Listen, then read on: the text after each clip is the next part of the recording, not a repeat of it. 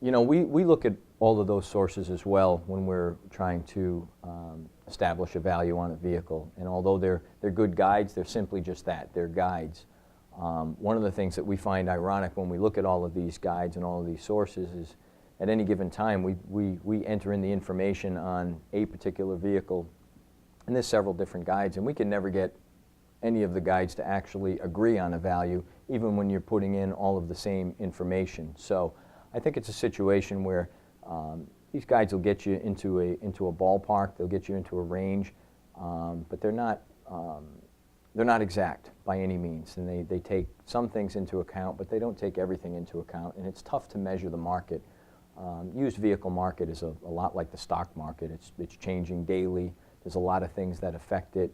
Economic conditions affect it, and it moves very quickly. I think some of these monthly book values that come out, the KBBs and so forth, are a little bit behind the curve, and quite frankly, some vehicles will be worth much more than typical blue book values, and some will be worth much less. Seasonality has a big role in what vehicles are worth.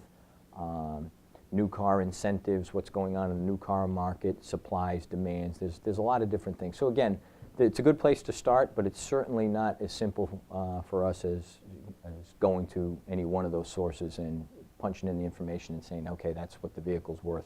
There's a lot of different things that'll come into play to determining a vehicle's value. That's, again, a piece to the puzzle, but not the whole piece.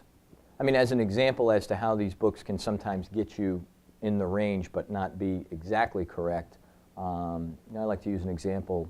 If you have a particular vehicle and one of them is a one-owner, perfect vehicle, black with a black interior and very, very sharp, and you have the same condition, same vehicle, but it's purple, let's say, the book values would come back exactly the same.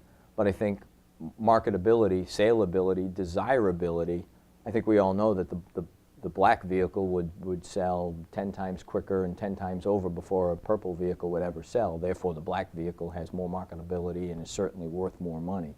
Yet, Kelley Blue Books and Edmunds and so forth would value those vehicles the same. So market conditions certainly have something to say about what the true value of the vehicle is.